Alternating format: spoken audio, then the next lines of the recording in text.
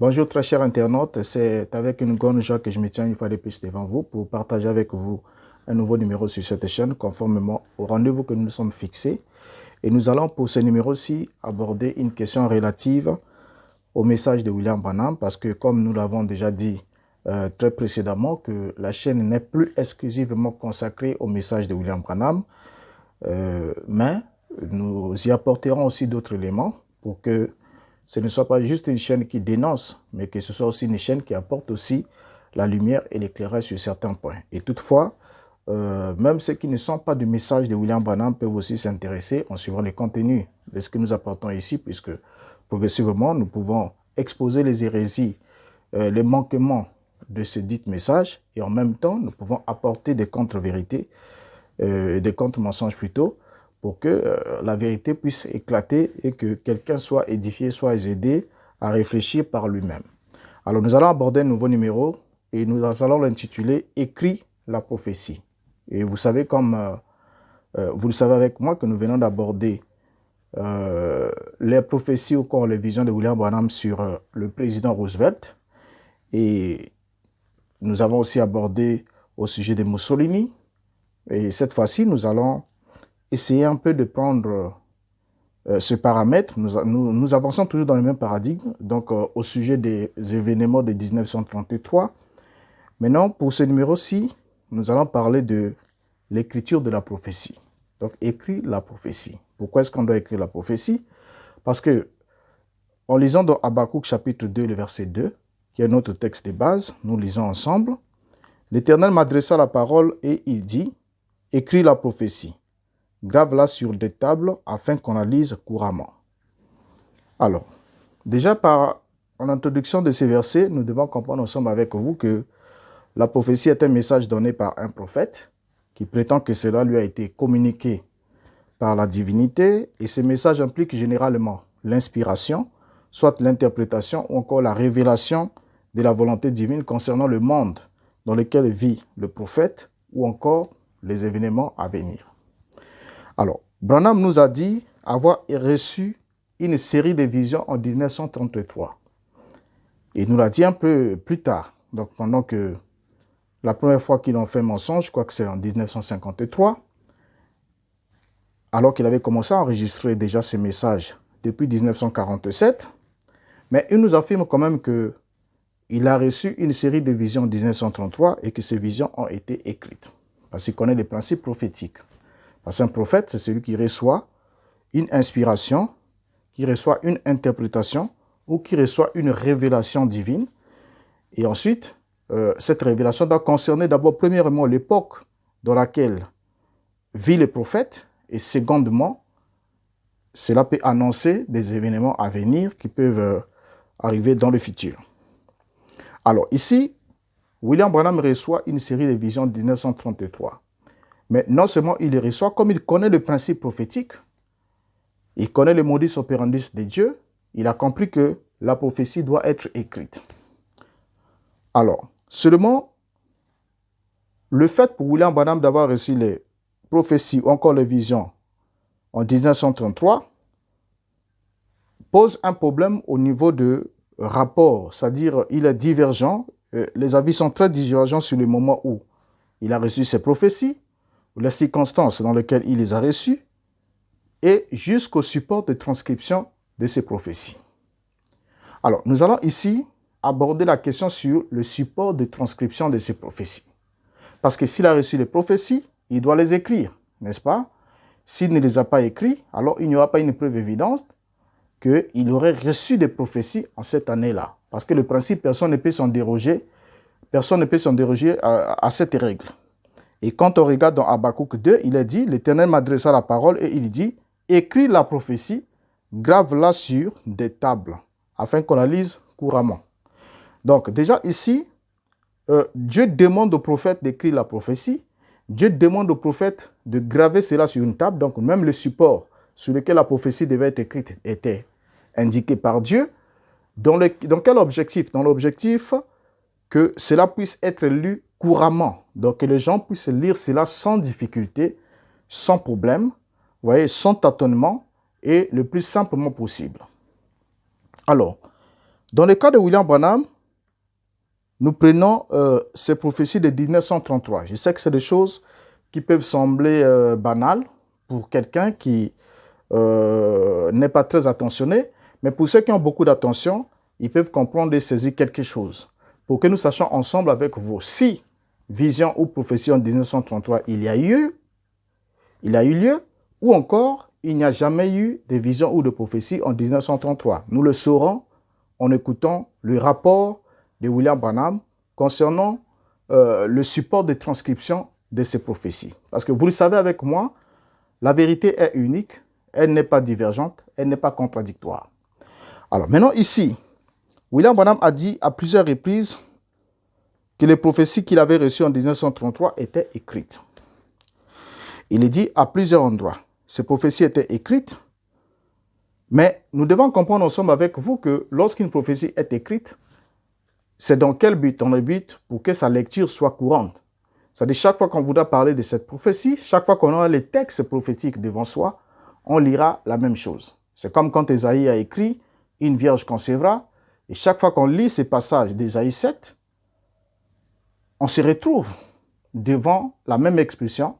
Quelquefois, le capuce est traducteur, la jeune femme devient enceinte, ainsi de suite. Mais on se retrouve néanmoins devant la même prophétie. Pourquoi? Parce qu'elle a été écrite en vue de faciliter la lecture pour que ceux qui suivent ne se perdent pas. Alors maintenant ici, dans le cas de William Branham, les prophéties ont été écrites, c'est ce qu'il nous a affirmé. La lecture devait être aussi courante. Donc on devait lire ces prophéties couramment. Alors maintenant, nous allons commencer à aller avec lui progressivement. Nous allons le prendre depuis 1955. Comment est-ce qu'il nous dira progressivement où est-ce qu'il avait écrit ces prophéties et qu'en était-il devenu pendant qu'il nous parlait? Est-ce qu'il était en possession du manuscrit autographe? Est-ce qu'il était en possession d'une copie? Qu'est-ce qu'il en avait fait? Et où sont la transcription de ces prophéties datant de 1933? Alors, nous le prenons en 1955 dans la prédication « La foi transmise aux saints une fois pour toutes », prêchée le 1er mai 1955. Paragraphe 16, il déclare ce qui suit. Au début, lorsque Mussolini est arrivé au pouvoir un matin par une vision, eh bien, c'est écrit dans un vieux journal qui se trouve à la maison aujourd'hui, datant d'autrefois de 1933, 32 ou 33. Bien, ça c'est en introduction la prophétie sur l'invasion éthiopienne de Mussolini. Branham nous déclare qu'elle est écrite dans un vieux journal qui se trouve à la maison aujourd'hui.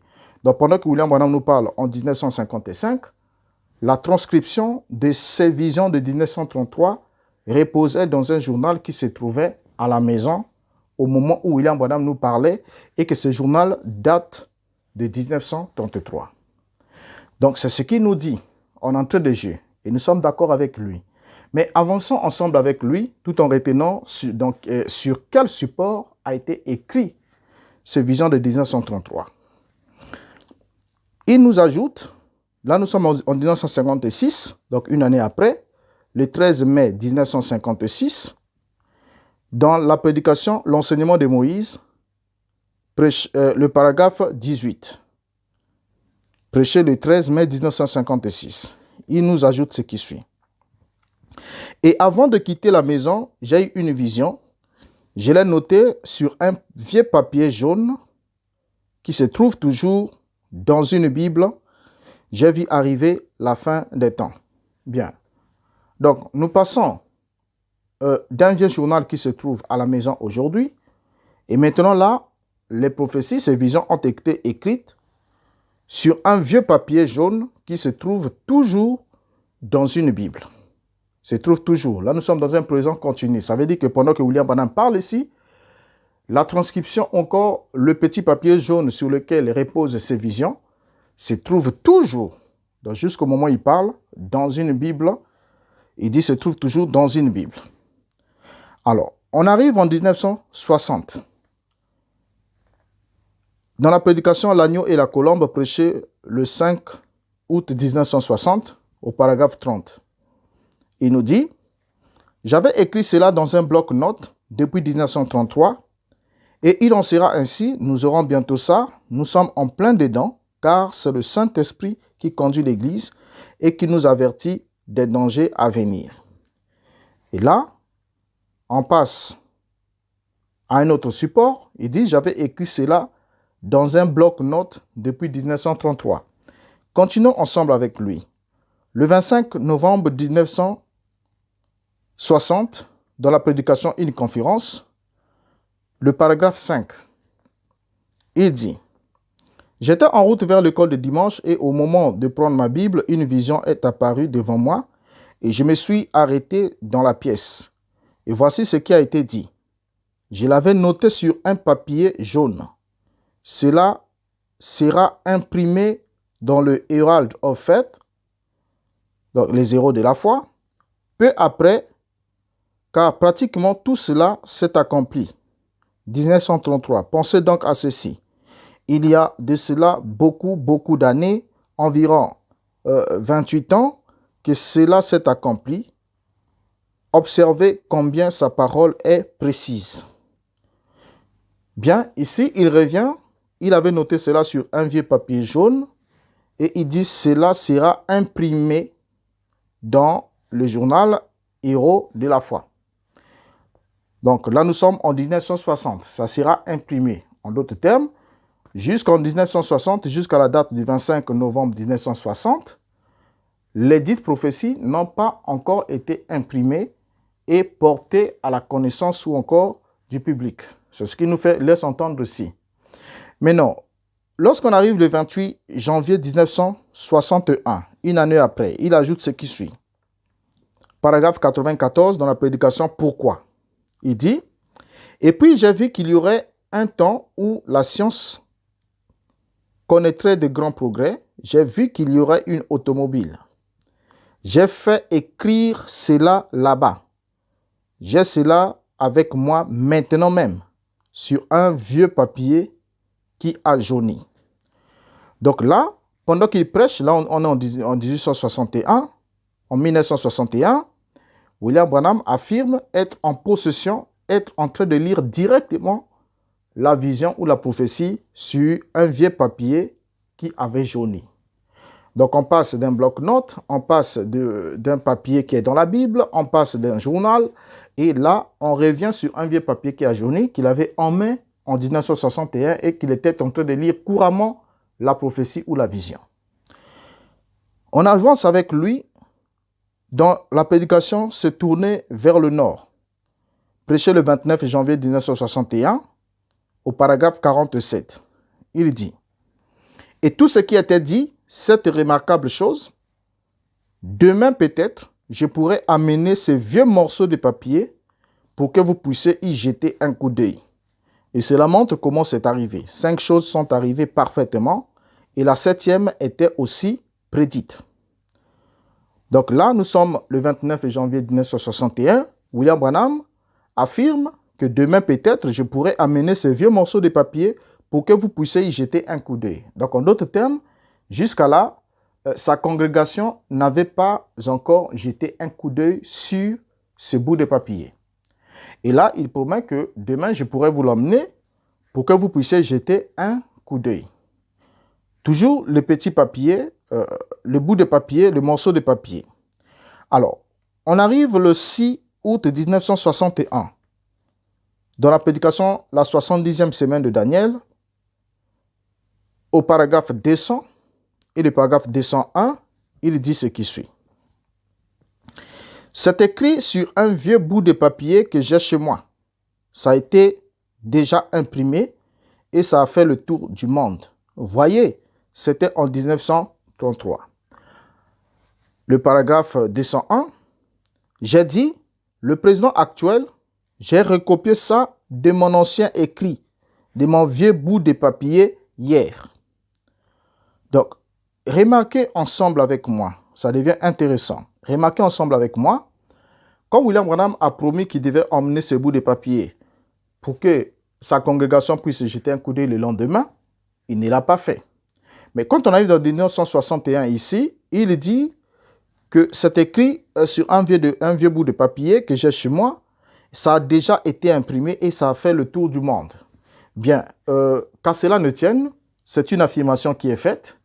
Mais laissez-moi seulement vous rappeler, pour ceux qui ne le savent pas, un fait important que on a consulté l'histoire, on a fait toutes les démarches et toutes les recherches possibles. On n'est jamais tombé sur l'impression de ces dites, ou encore un document qui porte l'impression de ces dites prophéties de 1933. Et comme il a su le dire ici, que cela a déjà été imprimé et cela a fait le tour du monde. Ça a été imprimé nulle part et ça n'a été distribué à personne parce que jusqu'à même à la date d'aujourd'hui, que ce soit les anciens, les vétérans qui ont été avec lui depuis le commencement de son ministère jusqu'à la date d'aujourd'hui, jusqu'au niveau des archives et tout, on n'a jamais retrouvé un seul document ou une instruction, un seul document, une impression de ces dites prophéties qui auraient, selon son affirmation ici, fait le tour du monde. En d'autres termes, chaque nation sur la terre avait ces témoignages écrits. Mais jusqu'à la date d'aujourd'hui, rien n'a été prouvé, aucune preuve de cette affirmation n'a été apportée. Alors, continuons à lire ensemble avec lui. Il nous a dit qu'il a recopié cela dans son ancien écrit, dans son vieux bout de papier, la veille. Là, nous sommes dans le message, la 70e semaine de Daniel. Alors, quand on arrive à l'année suivante, en 1962, dans la prédication Un super signe, prêchée le 8 juillet 1962, le paragraphe 166, il ajoute ce qui suit. Et il reste encore 2 choses sur ces 7 choses dont il m'avait dit qu'elles s'accompliraient parfaitement. C'est juste. C'est sur un vieux papier qui a jauni, nous sommes au temps de la fin. Donc, on revient sur le vieux papier. Et lorsqu'on prend les âmes qui sont maintenant en prison, prêché le 10 novembre 1960, le paragraphe 202, il affirme « C'est exactement ce qui a été écrit dans mon livre de prophétie en 1933 que cela arriverait. » Donc là, pour une première fois, William Branham vient d'évoquer son livre de prophétie. Donc c'est une bonne chose parce qu'un prophète sans livre, ce n'est pas du tout un prophète. Maintenant, ici, il vient nous dire que ces visions de 1933 ont été écrites dans son livre de prophétie. Dans son livre de prophétie. Et ça, nous le soulignons. Donc, on est passé d'un journal, on est passé d'un bout de papier qui se trouve dans une Bible, on est passé d'un bout de papier jaune, d'un bout de papier qui a jauni, ainsi de suite. Et là, maintenant, il vient de nous affirmer qu'il l'avait écrit dans son livre de prophétie. Alors, lorsqu'on prend la prédication du 17 novembre 1963, intitulée « Encore une fois », au paragraphe 124, il ajoute « En 1933, le Saint-Esprit est venu un matin et m'a annoncé 7 événements qui devront s'accomplir avant que cette nation soit détruite. L'un d'eux, c'est cela. C'est écrit sur un vieux papier, là, à l'église. Beaucoup ont vu cela. » Donc ici, William Branham, remarquez comment il affirme cela, parce qu'ici, il n'est pas à Jeffersonville, il est en train de prêcher à New York. Donc la prédication, encore une fois, du 17 novembre 1963, est prêchée à New York. Et ici, quand William Branham affirme cette prophétie de 1933, il affirme pour une fois que c'est écrit sur un vieux papier là à l'église. Beaucoup ont vu cela. Donc en d'autres termes, au Branham Tabernacle, là-bas au Branham Tabernacle, il y a un vieux papier qui portait l'inscription de ces prophéties et beaucoup ont vu cela. Cela, c'est parce qu'il n'est pas au Branham Tabernacle. Mais quand il est au Branham Tabernacle, il leur dit « Demain, pourrais vous emmener ça pour que vous jetez un coup d'œil. » Mais quand il va dans une autre assemblée, dans un autre état, il affirme que cela se trouve là-bas à l'église. Alors, continuons à le lire et vous allez découvrir quelque chose ensemble avec moi pendant que nous y avançons. Lorsqu'on arrive en 1964, dans la prédication Jéhovah Jireh deuxième partie, prêchée le 3 avril 1964, au paragraphe 252, il dit « En 1933, il a annoncé 7 événements qui devraient arriver. Et maintenant, chacun d'eux s'est accompli parfaitement avec exactitude, sauf 2. Et même comment on accepterait le président Kennedy. Cela se trouve maintenant même là, dans mes livres. Cela a été prédit il y a 33 ans. » Donc là, William Branham affirme maintenant que ces visions de 1933 se trouvent maintenant même dans ses livres. Ses livres à lui, comme il nous a dit un peu plus haut, dans son livre de prophéties. Et ici, il continue avec cette lancée-là, que ces visions se trouvent dans ses livres.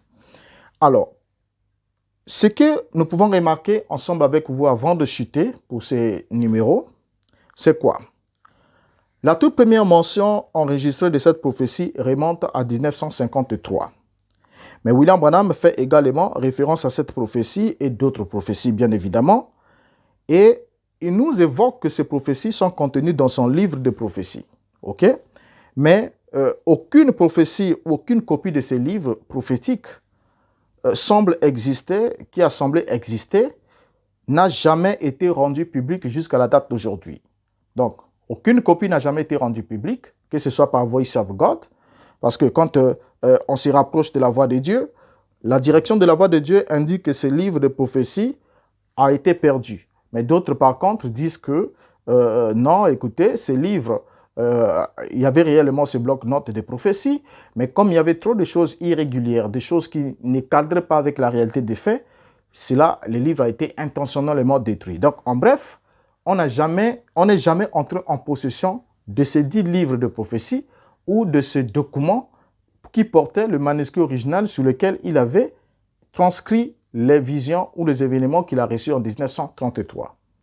Maintenant, vous allez comprendre ensemble avec moi, comme je l'ai dit en introduction, que la vérité n'est pas divergente. La vérité est toujours droite et rectiligne. Vous allez comprendre que William Branham, au départ, lorsqu'il dit qu'il a transcrit ses prophéties, vous allez remarquer, en lisant progressivement William Branham, qu'il parle de plusieurs supports différents de la même écriture, des mêmes prophéties. Donc, on ne parle pas ici d'une copie.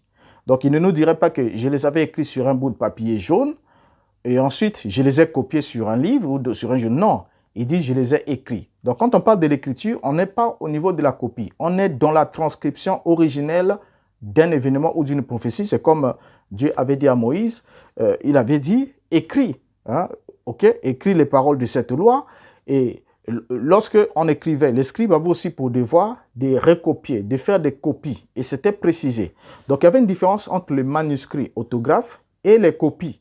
Maintenant, ici, dans le cas de William Branham, il nous parle de manuscrits autographes, mais seulement, il les a écrits dans plusieurs supports différents, ce qui n'est évidemment pas possible. OK?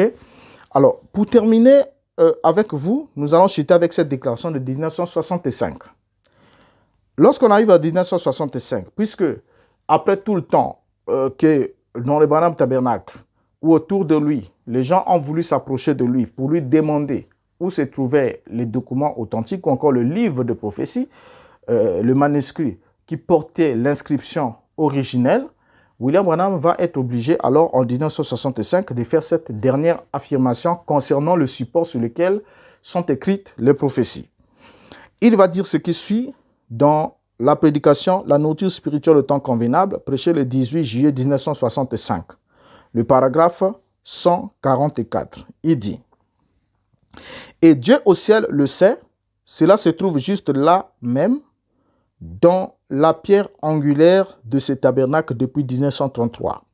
Je l'avais écrit sur une page de la Bible, ça se trouve là même. » Bien, donc vous voyez ici au finish, William Branham ramène tout en 1933 et il nous affirme que la vision, les prophéties qu'il avait reçues en 1933, il dit que cela se trouvait, pendant qu'il parlait en 65, cela se trouvait dans la pierre angulaire du tabernacle depuis 1933. Donc en bref, tout le temps qu'il disait aux gens, j'ai ça à la maison, j'ai ça dans un livre, j'ai ça dans un journal, j'ai ça dans ceci, j'ai ça dans cela, c'était juste des amusements, puisqu'il était conscient, selon lui, qu'il les avait écrites dans une page de la Bible et que cette Bible qui portait l'inscription de ces 7 événements ou de ces visions de 1933 a été placée dans la pierre angulaire de la construction du Branham Tabernacle en 1933, selon ses propos.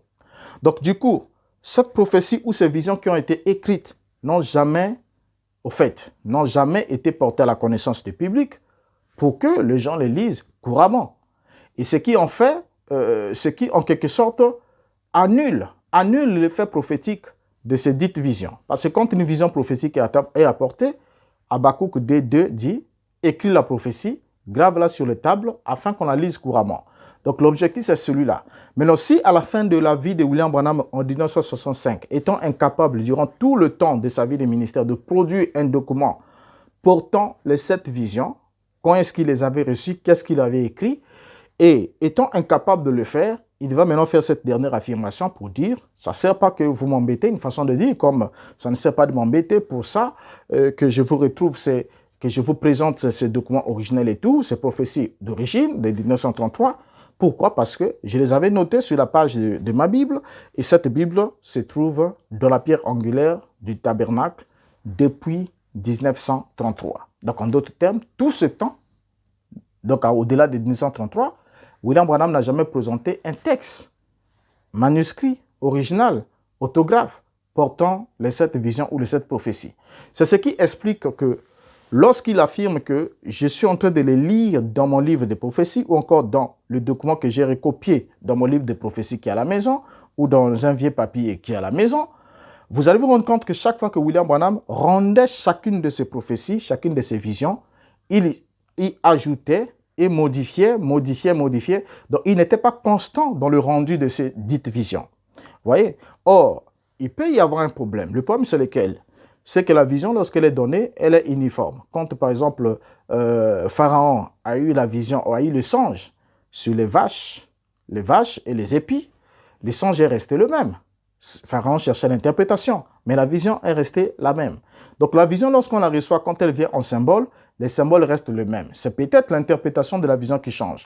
Mais quand une vision est donnée sans symbole, est donnée de façon claire, sans énigme, qu'il aurait vu Mussolini, qu'il aurait vu Hitler, qu'il aurait vu le président Roosevelt entraîner le monde dans la guerre mondiale, qu'il aurait vu, tout ce qu'il aurait vu et qu'il les avait notés de façon claire, chaque fois qu'il devait en parler ou devait en faire la lecture, on devrait se retrouver en face de la même expression, rien ne devait changer. Alors, la preuve que William Branham n'a jamais écrit ces dites prophéties, s'ils ont vraiment existé en 1933, lui seul le sait pour l'instant, puisqu'on avait avancé avec lui pour aller encore un peu plus profondément sur cette question, il n'y a pas vraiment une évidence comme quoi ces prophéties ont existé, mais seulement ce que nous notons, c'est que ces prophéties n'ont jamais été écrites. Si ces prophéties ont été écrites, le texte devait être présenté. Et si même le texte n'a pas été présenté, certains peuvent dire, écoutez, il n'était pas obligé de le faire. Si, il était obligé de le faire parce que c'est une règle prophétique. Ésaïe a écrit, vous avez dans la Bible le livre d'Ésaïe, parce que Ésaïe a écrit et a laissé le livre des prophéties. Vous avez Jérémie, parce qu'il a écrit et il a laissé. Vous avez tous ces livres prophétiques que vous avez dans le canon biblique, c'est parce que ces prophètes ont noté ce que Dieu leur avait révélé, par inspiration ou révélation, ou encore par instruction de sa volonté, ils les ont mis sur écrit et ont mis cela à la disposition du peuple qui était concerné. Alors, dans le cas de William Branham, c'est tout à fait différent. Donc, il reçoit des prophéties et tout le temps, il ne fait pas mention de cela. Il a prêché pendant longtemps dans son ministère, pendant des années, jusqu'à ce que c'est dans les années 50, donc au-delà, déjà plusieurs temps après, qu'il commence à aborder cela. Et quand il aborde ces questions, il ne les aborde pas en série. Il les aborde prophétie par prophétie, vision par vision. Je l'avais vu en 1933, j'avais noté cela. Et ensuite, l'année qui suivra, il va ajouter une autre vision. J'avais vu ça en 1933. Après, jusqu'à ici, il va totaliser les 7. Mais quand on compte aussi le nombre de prophéties ou de visions qu'il a eues en 1933, vous serez surpris. Lorsqu'on prend William Branham de façon détaillée, on se rend compte qu'il n'en avait pas que 7. Donc, il y avait plus de 7. Si on peut parler de 9 ou de 10, vous allez les découvrir ensemble avec moi. Alors, déjà ici, on comprend ensemble que la question sur la transcription prophétique des événements de 1933 pose déjà un problème. Et puisque le document n'a jamais existé, et maintenant là, on nous dit que ce document est dans la pierre angulaire du tabernacle depuis 1933. Mais chose curieuse, je crois qu'on va parler dans un numéro spécial quand on parlera de la construction du Branham Tabernacle. Vous allez vous rendre compte qu'effectivement, même lorsque les travaux ont été refaits et que cette pierre angulaire a été rouverte, on n'a jamais trouvé cette Bible avec la mention de ces dites prophéties. Donc, en d'autres termes, c'est de la poudre aux yeux, c'est une histoire qui a été totalement inventée, qui n'a pas existé comme telle, parce que les preuves n'y sont pas. Parce qu'aujourd'hui, l'évangile n'est pas simplement en parole, mais c'est une démonstration. Donc, quand on parle de démonstration, on apporte les preuves évidentes de ce qu'on affirme.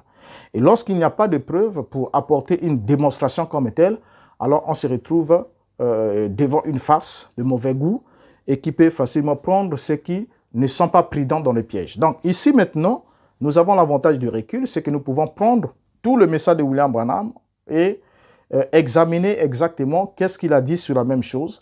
Et lorsque quelque chose est vrai, on peut le dire 100 fois de la même manière sans brancher, mais quand cela est faux, on ne peut même pas le dire 10 fois de la même manière. Cela pose un problème parce qu'on ne sait pas qu'est-ce qu'on a dit la fois passée.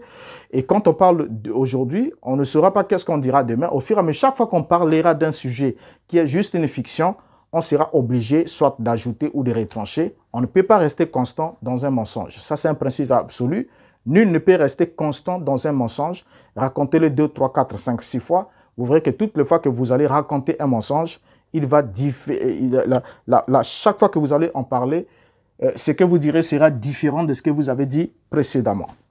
Alors, donc, pour ce numéro-ci, je vous prends congé et je vous donne encore rendez-vous à ne pas manquer toujours sur notre chaîne. Et puisque nous avons pris la décision de publier pratiquement régulièrement et nous ramenons aussi, nous vous le rappelons, quelques vieux numéros de la chaîne Briser les Rocs que nous avons fermés pour des besoins logistiques, mais que nous sommes en train de rapporter ces vidéos. Vous allez constater que entre une vidéo qui traite du message de William Branham, il y a au moins 2 vidéos de l'ancienne chaîne et qui sont là. Et progressivement, nous continuerons comme ça jusqu'à ce que nous allons apporter encore beaucoup plus d'éclairage sur d'autres questions, même les questions que vous vous posez ou encore d'autres questions auxquelles vous ne vous êtes jamais posé. Nous allons les aborder par la grâce du Seigneur à la lumière des Écritures. Alors pour ce numéro-ci, je vous prends congé, je vous dis au revoir. Et ma prière est que Dieu vous garde et que s'il permet que nous puissions encore nous retrouver ensemble pour partager un nouveau numéro, j'en serai ravi. Et mon numéro est là aussi affiché à la fin. Vous pouvez me contacter personnellement et nous attendons aussi de vous un certain apport. Si vous êtes touché par ce que nous faisons, vous pouvez aussi nous apporter un soutien de plusieurs formes et cela permettra à ce que nous puissions avoir la force d'aller encore plus loin ensemble pour faire le mieux que nous pouvons par la grâce du Seigneur. Je vous dis au revoir et vous donne rendez-vous pour la prochaine fois. Merci de votre attention.